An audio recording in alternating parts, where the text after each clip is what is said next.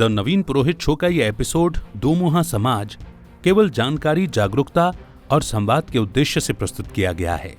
इसमें व्यक्त किए गए विचार और दृष्टिकोण प्रस्तुतकर्ता के व्यक्तिगत हैं तथा इनका किसी संगठन, समुदाय या समूह के आधिकारिक विचारों से मेल खाना अनिवार्य नहीं है। इस शो का मुख्य उद्देश्य महिला इतिहास, उनकी चुनौतियों और उपलब्धियों पर प्रकाश डालना है। साथ ही रीति रिवाजों, मान मर्यादा और समाज में व्याप्त आडंबरों पर चर्चा करके पुरुष प्रधान समाज के रवैये पर विचार करना है। शो का उद्देश्य किसी की भावनाओं को आहत करना या किसी समुदाय, मान्यता या परंपरा के प्रति अनादर दिखाना नहीं है। दर्शकों से अनुरोध है कि इसे खुले मन से देखें और उचित संदर्भ और समझ के साथ ग्रहण करें। नमस्कार, द नवीन पुरोहित शो दोमुहा समाज में आपका स्वागत है। जो हमारे सामाजिक रीति रिवाज हैं, जो हमारी सामाजिक मान्यताएं हैं, जो हमारे सेट पैटर्न हैं, सोशल सेट पैटर्न, वो कई मायनों में खुद को मुंह चढ़ाते हुए नजर आते हैं। वो ऐसे हैं जैसे गुड़ खाओ और गुलगुले से परहेज करो। मैं शुरुआत इन पंक्तियों से करूंगा कि लो फिर तहकीकात चली, बहस क्यों बिना बात चली। ठाकुर जी का खून जला, तनकर छोटी जात चली। मुल्ला जी की त्योरी चढ़ गई, औरत जो बिंदास चली। और झांकी के पट बंद हुए और बोतल सारी रात चली। हम चाहे जितनी बातें कर लें, यत्र नार्यस्त्र पूज्यन्ते रमन्ते तत्र देवता, लेकिन महिला अपराधों में हम शिखर पर हैं। वो देश जो महिलाओं के लिए सबसे असुरक्षित देश हैं, उसमें ये एक देश भी है। तो 21वीं शताब्दी में आए दिन अखबारों की कतरन में दिखाई देता है हमारे समाज का, या यूं कहें कि दो मुहे समाज का एक बीभत्स चेहरा। जिस देश में विद्या के लिए माँ सरस्वती, धन के लिए माँ लक्ष्मी और शक्ति के लिए माँ दुर्गा की आराधना की जाती हो, जो समाज बरसों से मनुस्मृति के अध्याय 3 के आधे अधूरे श्लोक 56वें श्लोक, यत्र नार्यस्तु पूज्यन्ते रमन्ते तत्र देवता के मंत्र की तोता रटंत कर रहा हो, यह उसी कथित सांस्कृतिक भारतीय समाज का दोमुहा, घिनौना और विद्रूप चेहरा है, जो कहता है कि जहां नारियों की पूजा होती है वहां देवता निवास करते हैं। और वही देश महिला शांति और सुरक्षा सूचकांक 2023 के मुताबिक 177 देशों में 128वें स्थान पर है। भारत की स्थिति 177 देशों में 128वें स्थान पर है। और ये स्थिति, ये सूचकांक हमारे दोगले चरित्र को प्रमाणित करने के लिए पर्याप्त हैं कि हम तमाम पश्चिम के उदाहरण देते हैं कि पश्चिम में इस प्रकार का चरित्र है, पश्चिम में इस प्रकार का खुलापन है, पश्चिम में इस प्रकार की नग्नता है, पश्चिम में ये है, पश्चिमी संस्कृति, पाश्चात्य संस्कृति, अश्लीलता। लेकिन हमारे मूलतः हमारे जेहन में क्या है? हमारा धर्म में भी हम मनोरंजन तलाश करते हैं। जब आपके यहाँ गणपति बप्पा की या माता रानी की झांकियाँ लगी होती हैं, हम वहाँ भी हाउजी और तंबोला देखते हैं, हम वहाँ भी हाउजी और तंबोला खेलते हैं, वहाँ फैशन शोज़ करते हैं, वहाँ डांस कंपटीशन आयोजित करते हैं। माता और गणेश जी तो कहीं हाशिए पर रहते हैं। तो हमारा चित्त और चरित्र मूलतः हम जो हैं मुखौटे लगाए घूम रहे हैं। तो तुम रटते रहो नारी सम्मान के श्लोक, तुम लगाते रहो देवी पंडाल और माता की झांकियाँ, करते रहो शक्ति आराधना का दिखावा, करते रहो कन्या पूजन का ढोंग। और ढोंग इसलिए क्योंकि तुम कन्या पूजन और देवी पूजन भी पुत्र लालसा के लिए करते हो, अपनी तमाम मन्नत मनौतियों के लिए करते हो। तुम्हारी देवी पूजा का वस्तुतः महिला सम्मान से कोई दूर दूर तक सरोकार नहीं है। इसी दोहरे समाज ने अपनी लालसाओं और तमाम विषय वस्तुओं की पूर्ति के लिए महिलाओं को एक तरफ तो देवी माना और दूसरी तरफ भोग्या। आप उठा के देख लीजिए, सरकारों को ये नारे लिखने पड़ रहे हैं, बेटी बचाओ, बेटी पढ़ाओ, चिल्लाना पड़ रहा है सरकारों को।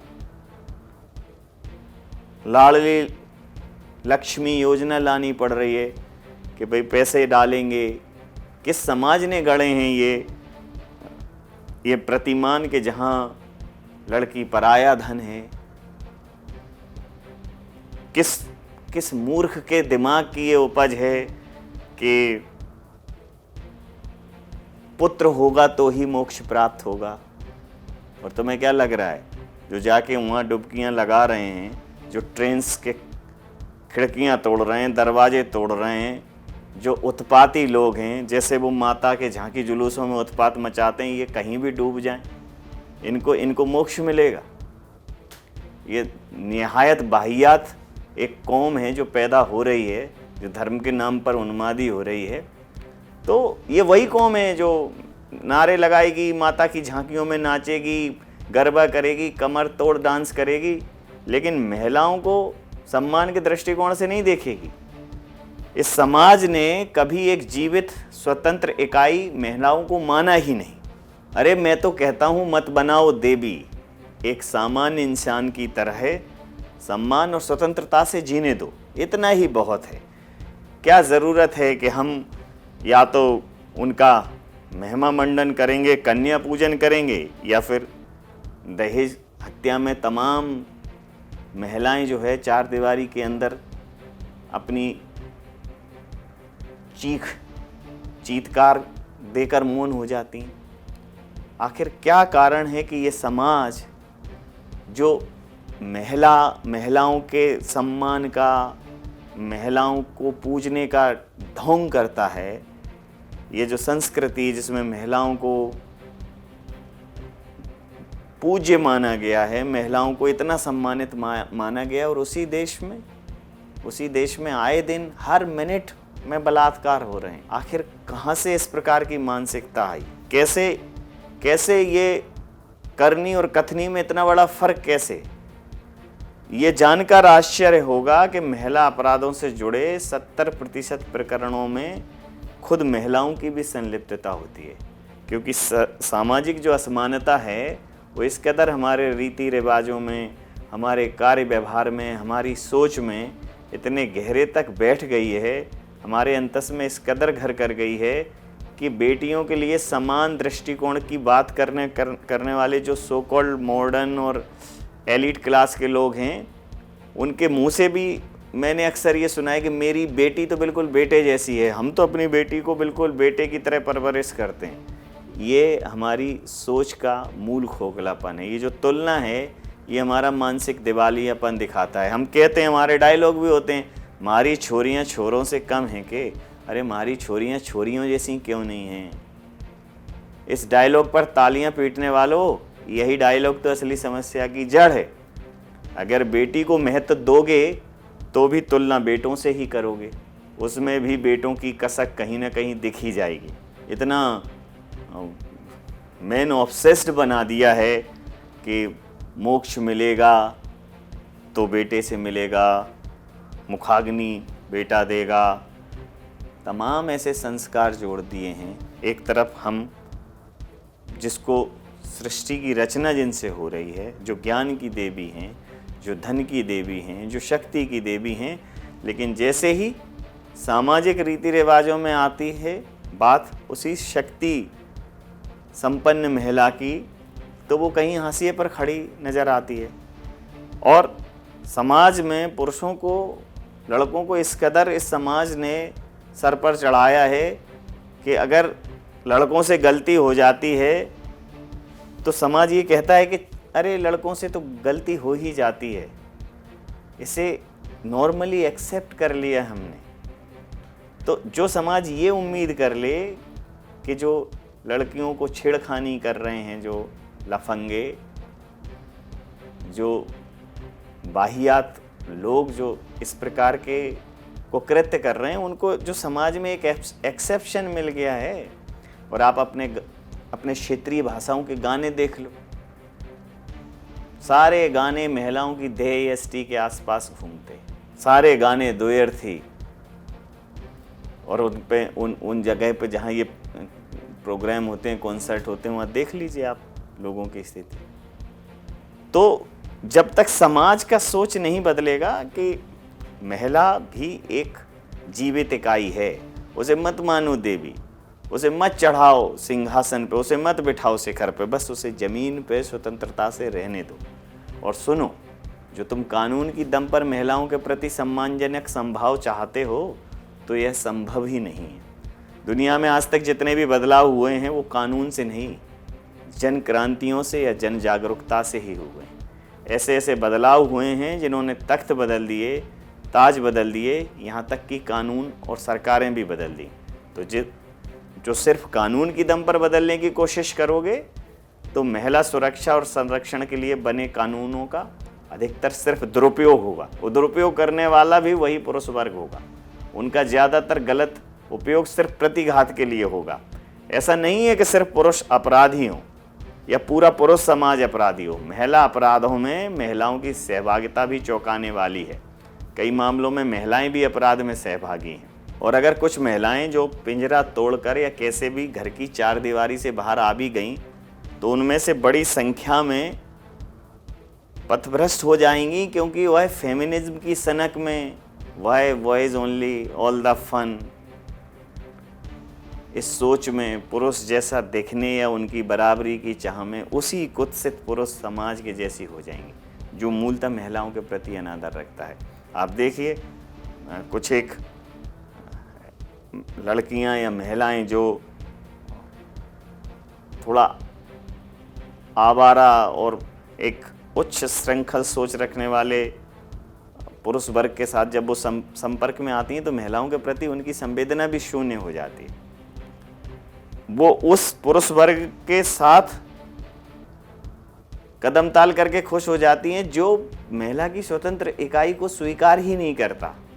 फिर वही कुछ स्वतंत्र लड़कियां तुम्हें अगर शराब सिगरेट पीकर हुड़दंग करती मिलें, लड़कियों को पैर की जूती समझने वाले लड़कों के साथ कदम ताल करती दिखें, तो आश्चर्य मत करना, क्योंकि वह उनको मुश्किल से मिली सो कॉल्ड फ्रीडम का साइड इफेक्ट है। वो जैसे तैसे तो निकली हैं, पिंजड़ा पहले ही समाज ने उनके आसपास जो ताना बाना बुन के रखा है, उसमें उनको पिंजरे जैसी भावना आती है, पिंजरे जैसी फीलिंग आती है, घुटन आती है। जब वो बाहर उससे निकलती हैं तो वो सोच नहीं पाती हैं कि समाज में उनके लिए कहीं सपोर्ट सिस्टम नहीं। फिर जब उनको कहीं उन्मुक्तता मिलती है, वो कब उच्च श्रृंखलता में बदल जाती है पता ही नहीं चलता।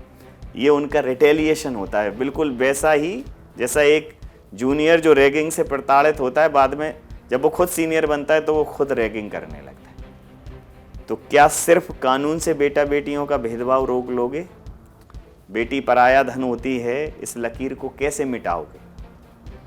अकेली महिला खुली तिजोरी की तरह होती है, ये सोच किस कानून से दफन करोगे? मेरी बेटी तो बेटों जैसी है, इस खोखलेपन को कैसे दूर करोगे? बेटियों पर फप्तियाँ कसने वाले और ईप टीजिंग करने वाले, सार्वजनिक स्थानों पर उनके साथ छेड़खानी करने वाले, चींटाकसी करने वाले लोगों की सोच कैसे बदल लोगे? जब राणा जी को, साहब को और जिले इलाही को खानदान का वारिस बेटा ही चाहिए, तो कई बेटियां ऐसी ही लावारिस मिलेंगी। पैदा होकर बच गईं तो घर में परवरिश के भेदभाव का शिकार होंगी, और जो किस्मत से अच्छे घरों में अच्छे से पल गईं, बढ़ गईं, तो वो रोड पर, गली मोहल्ले चौराहों पर, बसों स्कूटरों पर आते जाते छेड़खानी का शिकार होंगी, बलात्कार और क्रूर शारीरिक यातना का भी शिकार हो जाती हैं।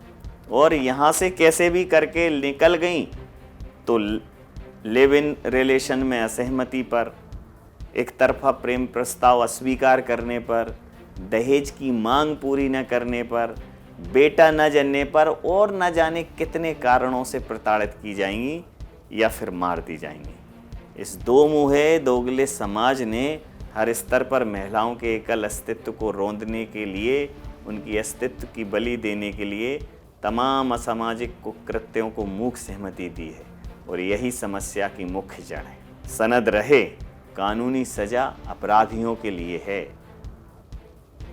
समाज अपराधी न बने इसके लिए कोई कानून नहीं है। यह समाज की रीतियों नीतियों, समाज की सोच, मानवीयता और नागरिक बोध का विषय है। सो जिए और जीने दो, महिलाओं को भी जीने दो।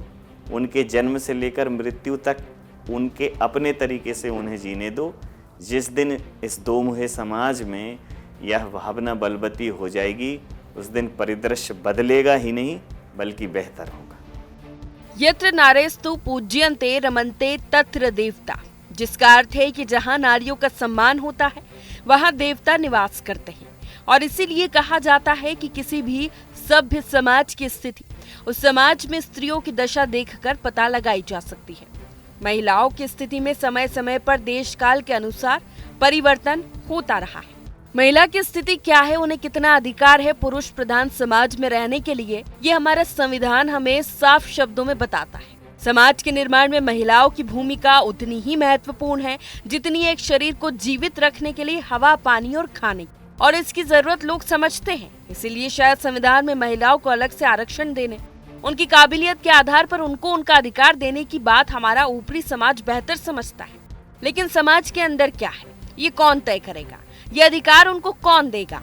और जब ये सवाल है तो फिर समझा जा सकता है कि महिलाओं को कभी भी उतनी स्वतंत्रता न मिली है और मिल पाएगी या नहीं, इसका कुछ कहा नहीं जा सकता। हाँ, स्थिति हम बेहतर करेंगे, इसकी गूंज गली गली से लेकर सदन तक सुनाई देती है। पुराने रीति रिवाजों से लेकर आधुनिकता के दौर में भी समाज का एक हिस्सा स्त्रियों की उपेक्षा करता रहा है। उन्हें कम से कम सुविधाओं, अधिकारों और उन्नति के अवसरों में रखा गया और कहा गया है महिला है, एडजस्ट कर लेगी। उसकी पैदाइश से लेकर उसके आखिरी सांस तक उसे इस दोहरे समाज में सिर्फ एडजस्ट करना ही सिखाया है। तुम लड़की हो, तुम्हें एडजस्ट करना पड़ेगा। और यही समाज कहता है महिलाओं को हम बराबरी का दर्जा दे रहे हैं।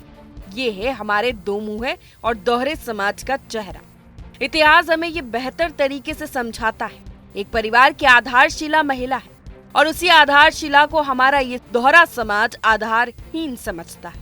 आजीवन अपने परिवार के लिए अपना जीवन खपा देती एक महिला को कमजोर वर्ग में रखा गया।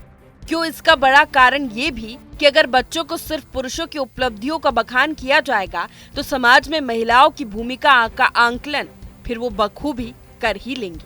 महिलाओं के इतिहास की उपेक्षा अतीत की असमानता को कायम रखती है। कई महिलाओं ने असाधारण काम किए, आकर्षक जीवन जिया और इतिहास के दिलचस्प दौर का अनुभव किया। हालांकि लोगों ने इतिहास के रूप में जो दर्ज किया है वे अक्सर सत्ता का इतिहास रहा है। युद्ध, राजा, राजनीति और अर्थशास्त्र। केवल पिछले 50 वर्षों में ही महिलाओं के इतिहास के प्रति ये दृष्टिकोण बदलना शुरू हुआ है।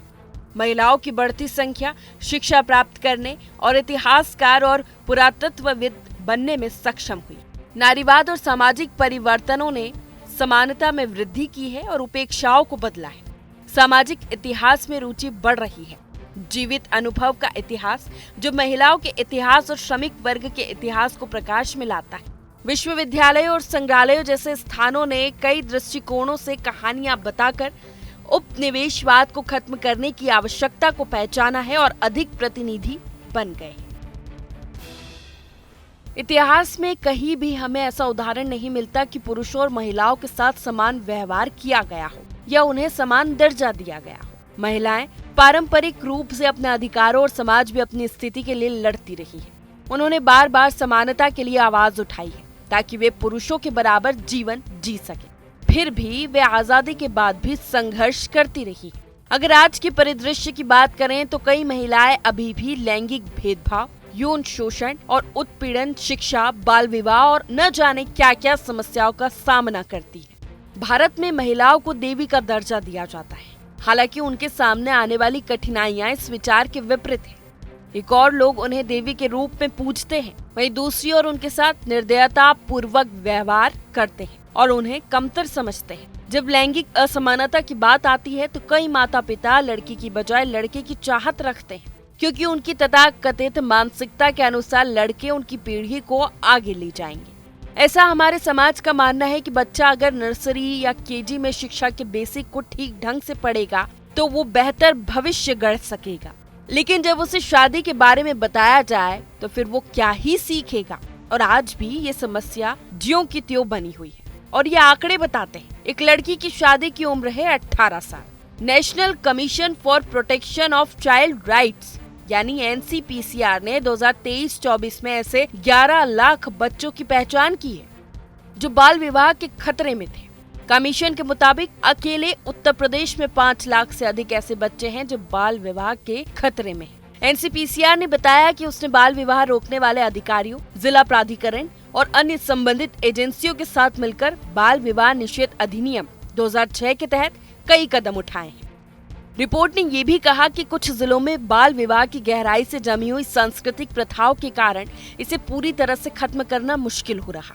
NCPCR अध्यक्ष प्रियंक कानूनगो ने सभी राज्यों और केंद्र शासित प्रदेशों को एक लेटर लिखकर बाल विवाह के खिलाफ लड़ाई जारी रखने के महत्व पर जोर दिया। उन्होंने सभी राज्यों और केंद्र शासित प्रदेशों के मुख्य सचिवों से अपील की कि बाल विवाह रोकने के लिए जिला लेवल की कोशिशों को लागू करें। रिपोर्ट के साथ भेजी गई चिट्ठी में उन्होंने खास तौर से जागरूकता बढ़ाने और मौजूदा कानूनों को लागू करने में सरकार और राज्य की सहायक भूमिका पर जोर दिया। कोलकाता में 9 अगस्त 2024 को ट्रेनी डॉक्टर से रेप मर्डर के बाद से ही महिलाओं की सुरक्षा को लेकर देश भर में खूब प्रदर्शन हुए और होते आ रहे हैं। इसी बीच मीडिया एजेंसी PTI ने खुद की खबरों के हवाले से देश भर में रेप केसेस की एक रिपोर्ट जारी की थी आंकड़ों के साथ। ये आंकड़ा 1 जुलाई 2024 से 31 अगस्त 2024 के बीच का है, जिसमें 18 साल से छोटी बच्चियों के साथ सबसे अधिक रेप केस। ट्रेनी डॉक्टर के साथ हुई वारदात के पहले के 2 महीने में देश में 149 रेप केस दर्ज हुए। सबसे अधिक 93 केस 13 से 18 साल की बच्चियों के साथ हुए। यौन हिंसा के शिकार हुई सबसे छोटी बच्ची की उम्र सिर्फ 18 महीने थी। ज्यादातर मामलों में आरोपी कोई पहचान वाला या फिर रिश्तेदार। रिपोर्ट के अनुसार सबसे अधिक रेप के मामले महाराष्ट्र के ठाणे, यूपी के बलिया और राजधानी दिल्ली से आए। ये आंकड़े यही नहीं रुकते। रेप, गैंग रेप के बाद हत्या के मामलों पर राष्ट्रीय अपराध रिकॉर्ड ब्यूरो के आंकड़ों का विश्लेषण किया गया। इस श्रेणी के तहत 2017 और 2022 के बीच 1551 मामले दर्ज किए गए। देश में 6 साल के दौरान हर सप्ताह रेप के बाद हत्या के 5 मामले घटित हुए। यूपी में 2018 में सबसे अधिक 294 बलात्कार, सामूहिक बलात्कार के साथ हत्या के मामले दर्ज हुए। साल 2020 में सबसे कम 219 मामले दर्ज किए गए। ये संख्या 2017 में 223 थी। साल 2019 में 283 रेप, गैंग रेप के बाद हत्या के मामले दर्ज हुए। साल 2021 में ऐसे मामलों की संख्या 284 रही। वहीं साल 2022 में 248 ऐसे केस दर्ज किए गए। रिपोर्ट में कहा गया है कि non profit Commonwealth human rights initiative की तरफ से किए गए विश्लेषण ने बताया कि कुल 1551 मामलों को देखते हुए ये प्रति वर्ष औसतन 258 से थोड़ा अधिक मामलों को दर्शाता है। दूसरे शब्दों में औसतन बलात्कार, सामूहिक बलात्कार के साथ हत्या के लगभग 5 मामले हर सप्ताह 2017 से 22 के बीच दर्ज किए गए। इसी को देखते हुए NCRB ने अपनी वार्षिक क्राइम इन इंडिया रिपोर्ट में 2017 से बलात्कार, सामूहिक बलात्कार के बाद हत्या के बारे में आंकड़े एक अलग श्रेणी के रूप में रिपोर्ट करना शुरू किया। एक और चेहरा समाज का कानून के खिलाफ होने के बाद भी बच्चे का लिंग निर्धारित करने की कोशिश करते रहते हैं। अगर उन्हें लड़का मिल जाए तो वे गर्भावस्था को पूरा कर लेंगे, लेकिन अगर उन्हें लड़की मिल जाए तो वे गर्भपात करा देंगे। और इस मानसिकता की वजह से कभी कभी महिलाएं भी सोच लेती है कि वे बिना लड़के के पीढ़ी आगे नहीं बढ़ा सकती और फिर एक महिला द्वारा इस कुकृत्य की सहमति दे दी जाती है। महिलाओं के बिना एक पीढ़ी आगे नहीं बढ़ सकती। बच्चे के जन्म के लिए पुरुषों और महिलाओं की समान जिम्मेदारी है। फिर भी कोई भी पूरी तरह से ये नहीं समझ सकता कि गर्भावस्था के 9 महीनों के दौरान एक महिला को कितनी पीड़ा से गुजरना पड़ता है। देश में अपराधों पर नवीनतम सरकारी रिपोर्ट के अनुसार महिलाएं अभी भी यौन शोषण और उत्पीड़न का सामना कर रही है। कई महिलाओं को अपने परिवार के सदस्यों या रिश्तेदारों से दुर्व्यवहार का सामना करना पड़ता है, जिसके उदाहरण आए दिन सामने आते हैं। जैसे लुधियाना में 28 वर्षीय महिला के साथ उसके ससुर ने बलात्कार किया। उसने उसे शराब में नशीला पदार्थ मिलाकर पिला दिया और उसके साथ बलात्कार किया। दिल्ली में 22 वर्षीय महिला के साथ 2012 में सामूहिक बलात्कार किया गया और उसकी हत्या कर दी गई। समाज के डर से अक्सर महिलाएं ऐसी स्थितियों में चुप रहने को मजबूर हो जाती है। उसे ये यातना सहनी पड़ती है, जिससे उसे शारीरिक और मानसिक पीड़ा होती है और अंततः वे आत्महत्या करने का प्रयास करती है। वहीं महिलाओं की शिक्षा के मुद्दे पर ध्यान दें तो रूढ़िवादी परंपरावाद के कारण हमारे देश में महिलाओं की स्थिति हमेशा पुरुषों की तुलना में कमतर मानी जाती रही है। अगर कोई लड़की गरीब परिवार से आती है और उसका भाई भी है, तो उसके माता पिता उसकी शिक्षा पर पैसा खर्च करने के बजाय उसके भाई की शिक्षा पर पैसा खर्च करेंगे। उनका कथित दर्शन ये है कि लड़की को पढ़ाना और उस पर पैसा बर्बाद करना दोनों ही अनावश्यक है, क्योंकि ये किसी और के धन से शादी करेगी। वे वास्तव में एक अवांछित दायित्व है। वहीं समस्या से निपटने के लिए सभी को मिलकर काम करना होगा। महिलाओं के लिए वहाँ सुरक्षित माहौल सुनिश्चित करने के लिए हर व्यक्ति को काम करना होगा, जिसमें सरकार भी शामिल है। महिलाओं को नुकसान पहुंचाने वाले अपराधियों को कानून के तहत कड़ी सजा मिलनी चाहिए। सभी को उन्हें गंभीरता से लेने के लिए उन्हें अच्छी तरह से लागू भी करना होगा। शिक्षा पर भी जोर दिया जाना चाहिए। बेहतर भविष्य के लिए सभी लड़कियों और महिलाओं के लिए शिक्षा प्राप्त करना अनिवार्य होना चाहिए। भारत में महिलाओं की रक्षा और सुरक्षा के लिए हमें मिलकर काम करना चाहिए। इससे हमारे देश के विकास को फायदा होगा और दुनिया में सुधार होगा। परिणाम स्वरूप हम में से प्रत्येक को महिलाओं के साथ समान व्यवहार करने के लिए तैयार रहना चाहिए। हमें हर स्तर पर उनका समर्थन करना चाहिए और उन्हें खुद के लिए चुनने की स्वतंत्रता देकर उससे भी आगे बढ़ाना चाहिए। उसके बाद इन समस्याओं का समाधान किया जा सकता है, जिससे ये सुनिश्चित हो सके कि महिलाओं को अब उनके लिंग के आधार पर पक्षपात का सामना नहीं करना पड़ेगा। वहीं अगर महिला उत्थान की बात करें तो केंद्र सरकार ने महिला सशक्तिकरण की दिशा में कई कदम उठाए, जिसका लाभ बड़े पैमाने पर देश की महिलाओं को मिल रहा है। सरकार का उद्देश्य है कि महिलाएं भी पुरुषों के साथ कंधे से कंधा मिलाकर आगे बढ़ें।